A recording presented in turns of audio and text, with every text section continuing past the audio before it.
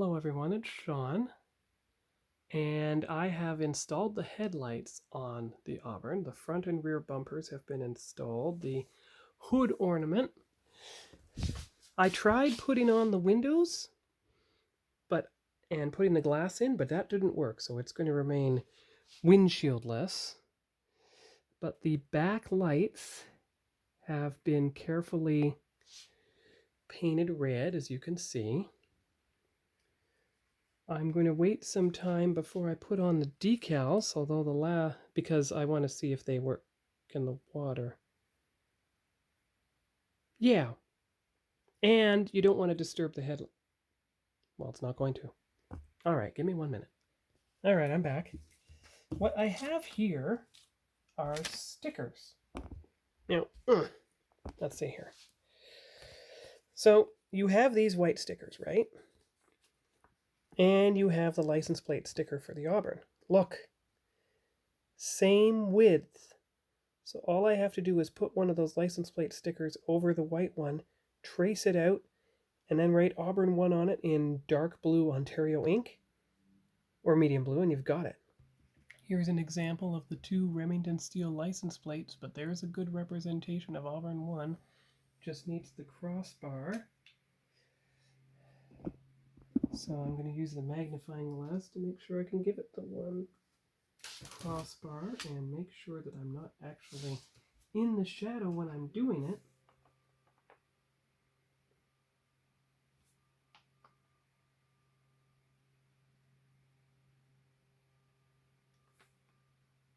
There. Now you can see the crossbar on the Auburn 1 license plate. So that is measured using the sticker. So we remove the sticker. We cut right beside the Auburn 1 section. There. 4571 goes back on its sheet. Just in case. There. And then we apply it to the license plate holder over the Auburn 1935 section. Like that. Oh, wait a minute.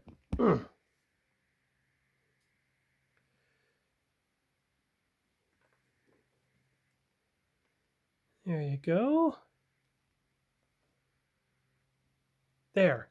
ABURN 1, just like in the show. Now what you should be able to do, make sure you can still see, should be able to take the car.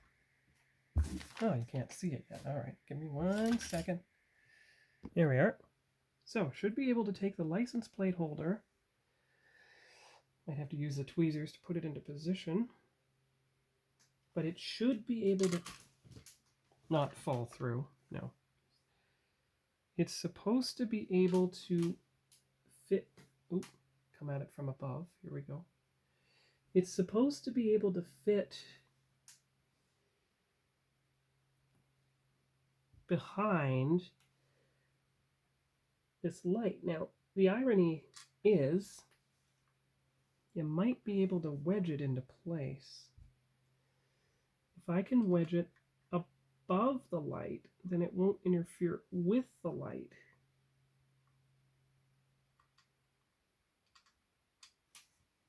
I'm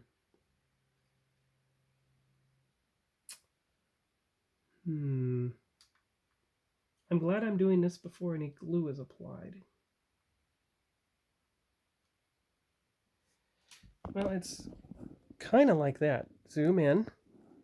Kind of like that, yes.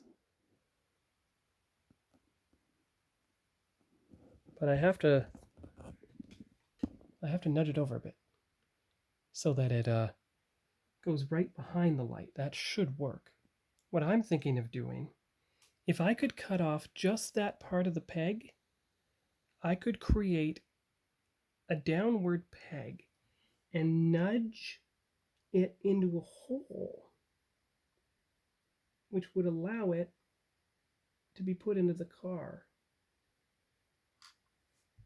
Look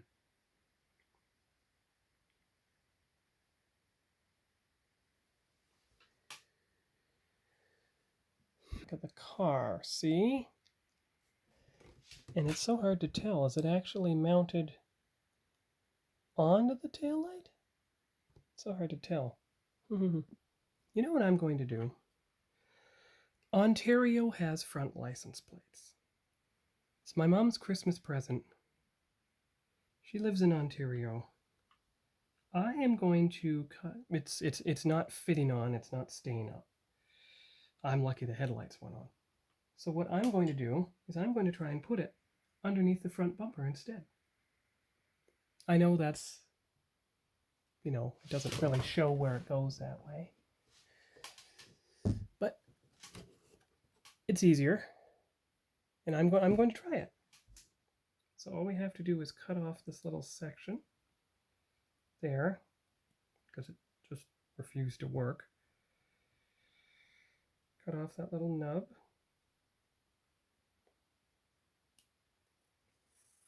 There we are. Okay. And then slather the glue on here, because this looks almost like a license plate space anyway.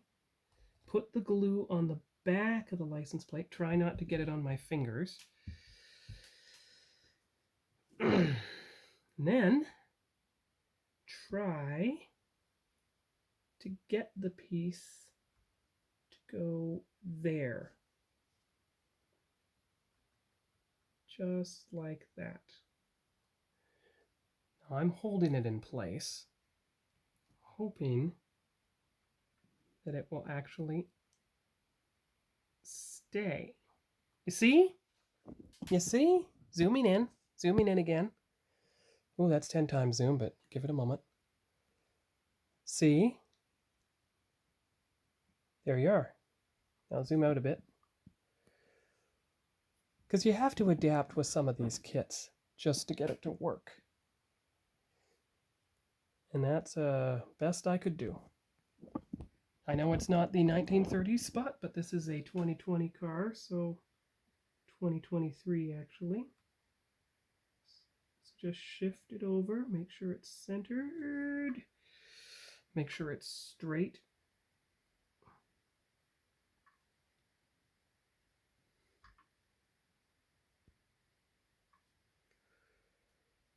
It's approximately equal on both sides. And there we go. So that is my solution to the license plate trouble. It's moved to the front of the car. All right. Now, since we're in the detail phase, I'm going to get some warm water and try the hubcap decals. And that one.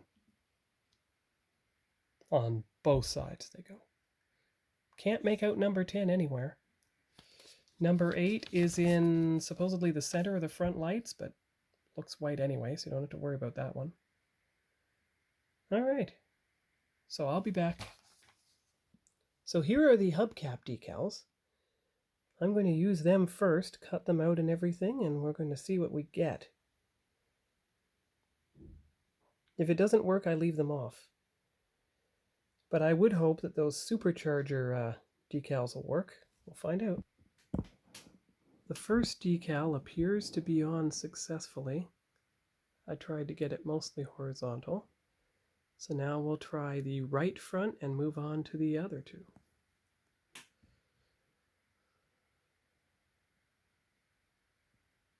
Well, there are the two wheel decals in place.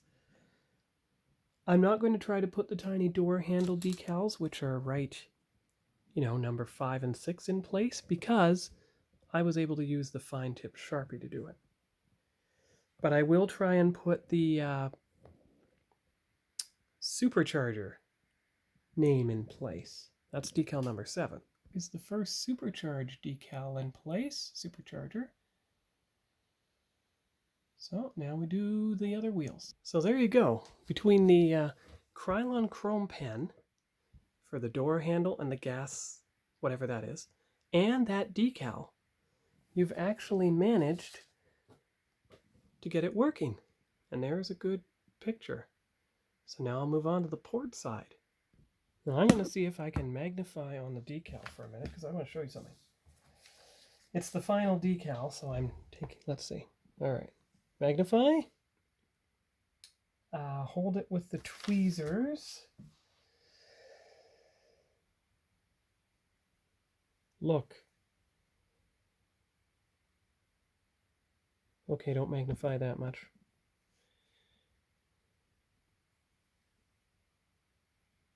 Oh, maybe you can't tell. All right, I'm going to try something different. I'm going to hold the magnifying glass in front of it. No, you can't see it either. But the point is, inside the black bar, there's writing. It says Auburn, so I'm aligning it carefully to make sure that everything is right side up. I know that the left front wheel of the Auburn is frozen in place. It won't move, so as long as I put it right side up, I'll be fine. All right. Now I know where number 8 goes. They are little white dashes that go in the middle of the painted backlights. And number 10 is not going to show up against the chrome grille anyway. So number 8 can be marked as, yes, eventually they will be used.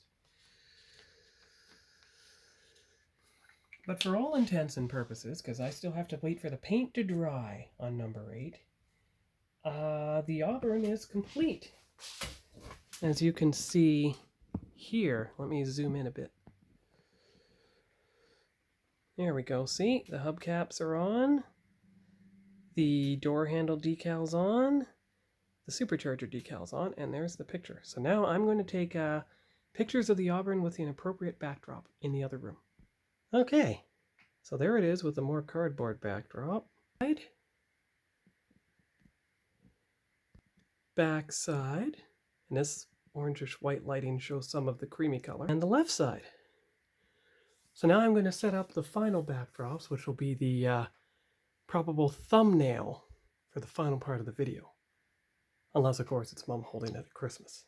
As you can see, I have all 5 seasons of Remington steel, so I thought it appropriate to take pictures of the Auburn with those DVDs as my backdrop.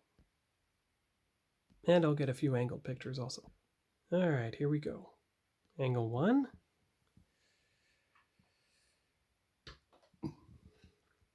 Angle 2.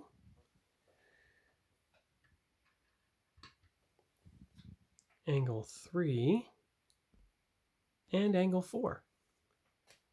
Now where I'm going to put the Auburn right now, let's find out if the living room has any space. All right, there we are. So that's where the Auburn will sit for now, with the box in the background, and it's at the approximate angle that it is on the box. So that works for now.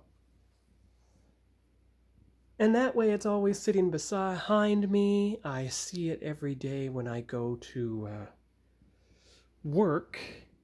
So I'll be reminded at Christmas to take it with me. There, you can see the difference between the creamy white and the ivory white it is on the box. And that's why I did it this way. Okay. So that's all. That's the completion of the Remington Steel Auburn, which is probably at the rate I'm going to be model number 41 or so. And number 40 is going to be the RoboCop car. Number 42, since it'll be 2024 by then, is going to be the Wrath of Khan Enterprise refit with the gray detail panels. And just the gray Aztecs on a pearl white hull. No colors on them. So, thanks for sticking by me, and by the time you watch this, it'll be the new year, 2024. I don't know how many weeks it's going to be, but now that I have all the footage, I can chop it all up into enough for each week. So, talk to you later, and keep modeling.